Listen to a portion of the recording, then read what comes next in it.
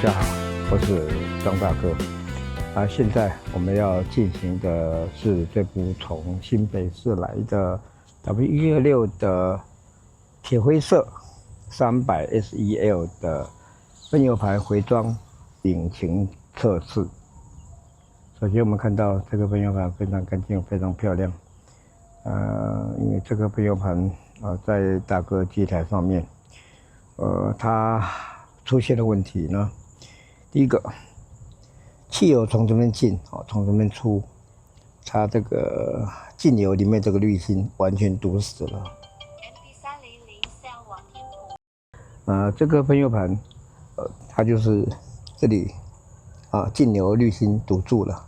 那应该堵住之后呢，堵得太严重了，没办法清洗，大哥只好直接把它换掉了。那再来就是它这个插压阀我们看到这个插压阀，这插压阀它也堵死了，堵死造成它上下油是压力太高。这个因为插压阀本身是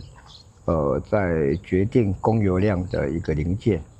因为它堵死之后，我们的压力的上下油是压力不正常。我们看到它在整修之前，包含里面大小油道都堵塞了，所以出油量高低不齐，这是非常严重的。那最主要的原因就是因为这部车停牌了停牌之后呢，应该有很多年吧。停牌之后它没有开，分油盘它没有运转汽油呢，油箱也相当肮脏。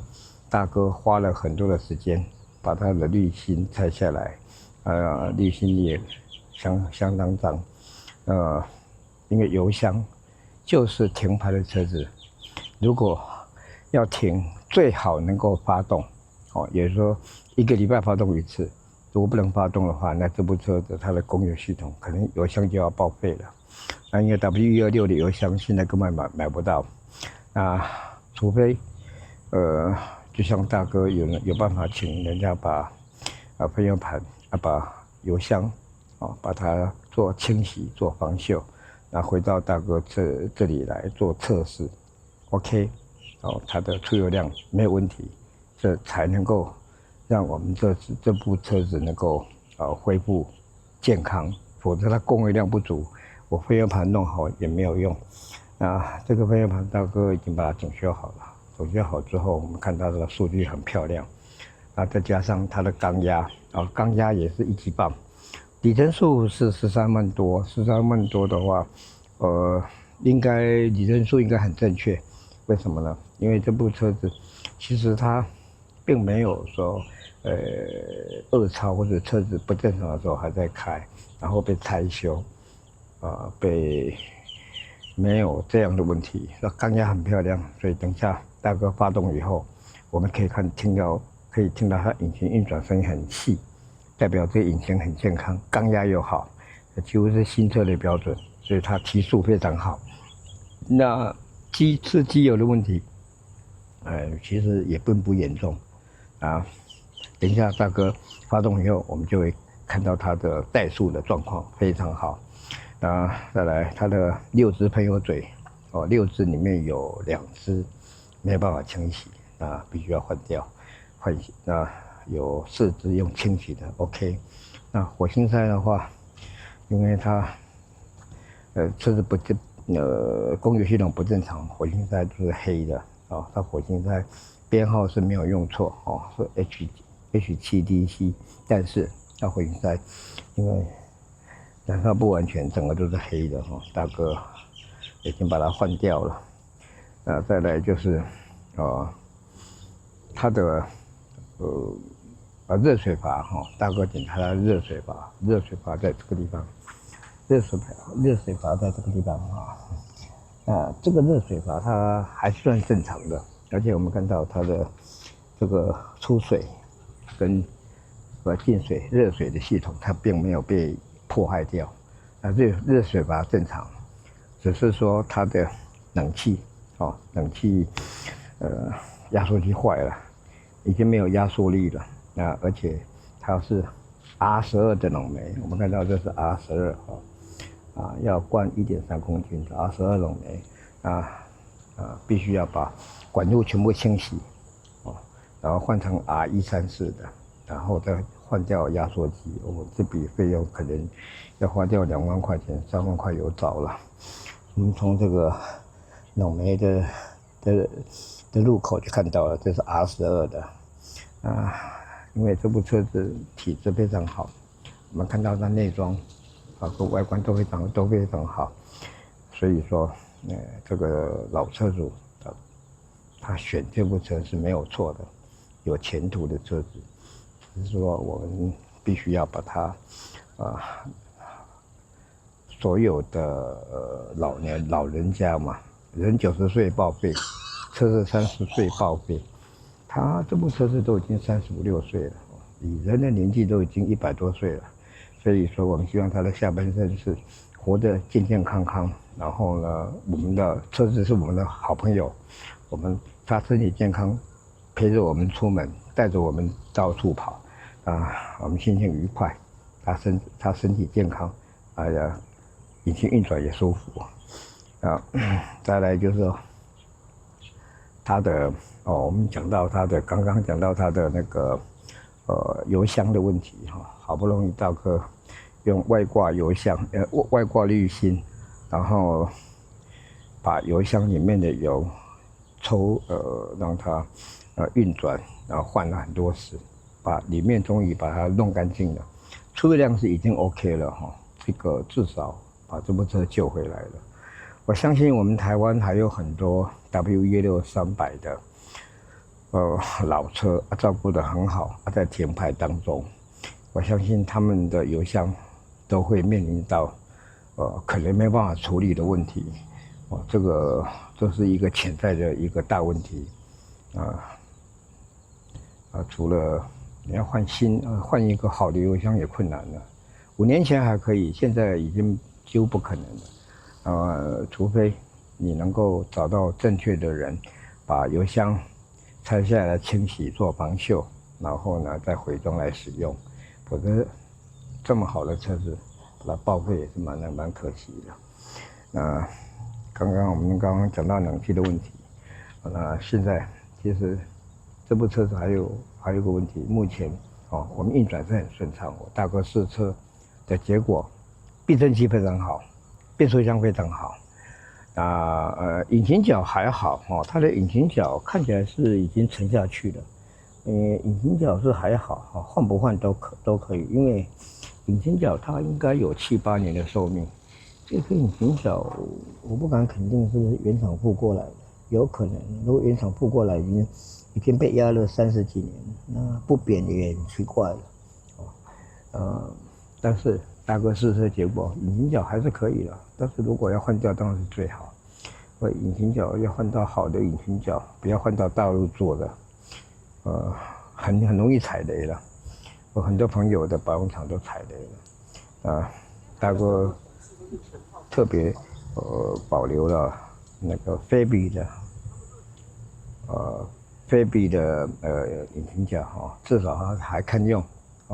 但引擎角换下来也要花掉1万块，要还也是一笔费用。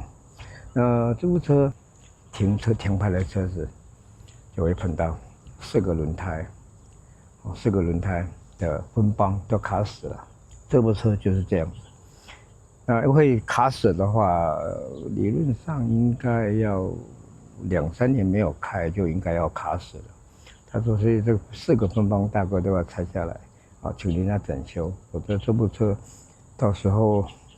又耗油，刹车卡死又耗油，车子又跑不动这个就是停牌车子所会碰到的问题。它机油也脏了它机油也该换了。至于说刹车油，我们看到这个刹车油这么黑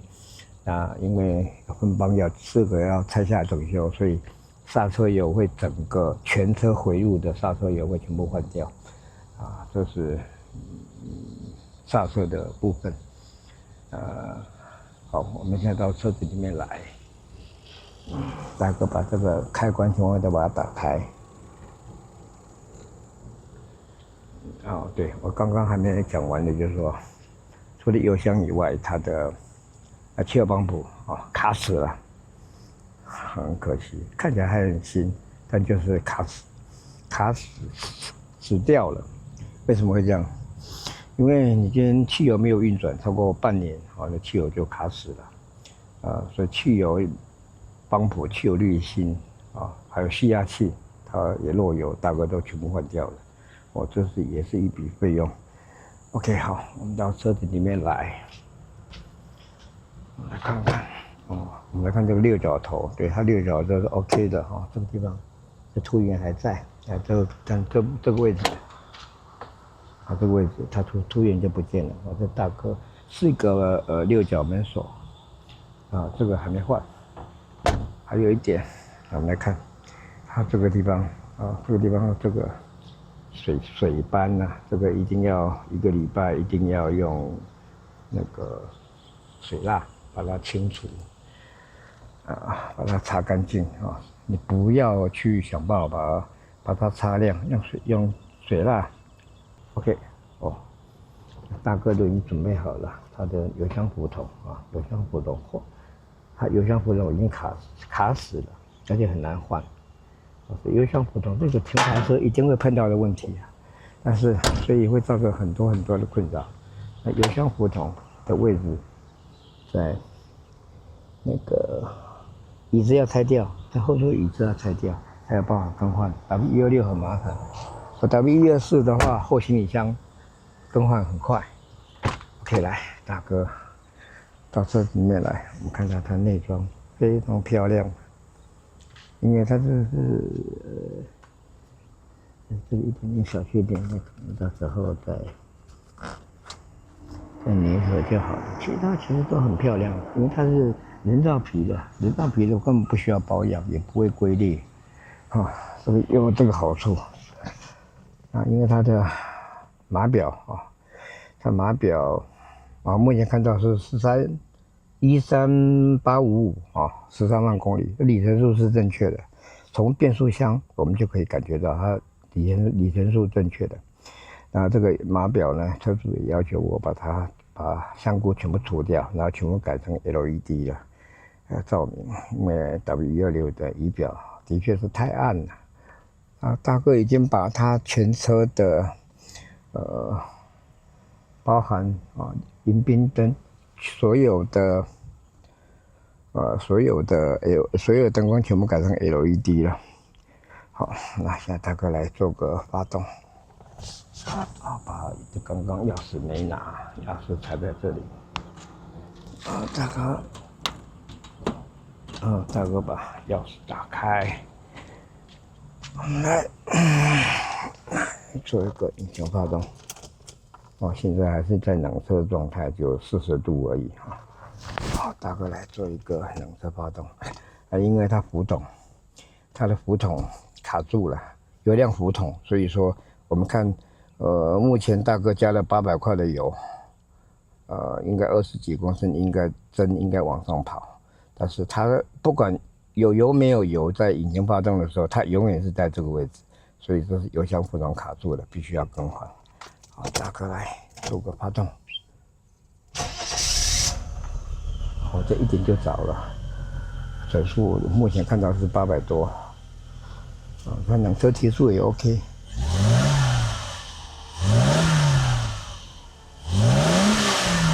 引擎运转非常顺畅。所以这个里程数低就有这个好处，从缸压可以看得出来，从引擎的的宁静度属于杂音也可以听得出来，非常好。引擎运转非常顺畅，而且我们看到这边有个真空表这个真空表有点学问。这真空表的话，如果说车况好那代表它的进气气管的真空度很高的话，那就代表说吸气效率非常好，那油的燃烧就非常燃烧效率非常好，就不会耗油这个那如果不好的话，可能会在这个位怠速的时候可能会在差不多，左边倒数过来差不多7成6成的这个位置，这个代表它的燃烧度不好了，因为真空进气气管的真空度不足。然后我们现在几乎已经快满档了，所以非常好，运转非常顺畅。给它大哥关掉，重新启动。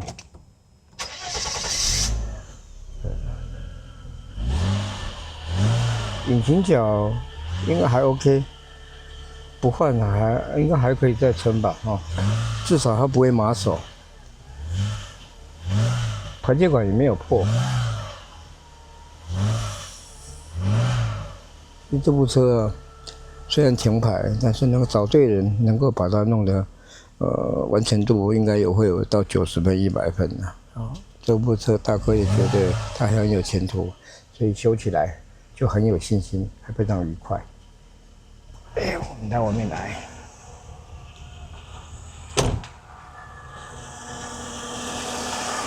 现在怠速是760，800 ，OK， 这跟那个转速表的转速差不多。那回流量也 OK， 汽油回流量代表油箱出油跟汽油泵不打过来的油量跟压力都够。那我们看到上面有3个表，最右边的是怠速马达工作电压，目前是5.8伏。那最右边中间的是1.0伏，这个是流浪感测器大哥换新之后的调整电压。那最左边的是插压法，它插压法的工作电压、工作电流，这完全非常顺畅。然后我们来看它这个引擎的怠速，大概来试试看。我找个打火机，这个小头的打火机，我们找个地方来放，大家找这个地方来放好了。相当稳定，动都不动的，相当稳定。因为这边是斜斜的，这边也斜斜的，没关系，我们可以这样放。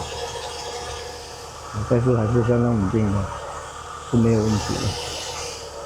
那么我们来看到，现在大哥是把第一缸的火星塞插头拔掉，来检查看它的火花大小。其实它火花是 OK 的，火花其实它 OK 的，它每一下都跳得过去。大概2公分左右的距离，它每一下都跳得过去，代表它其实火星塞是 OK 的。分电盘、点火系统的火花是 OK 的，因为大哥原来在检查的时候发现它必须要把距离调得很近，甚至到1公分才有办法跳火花。现在是 OK 的，没有问题。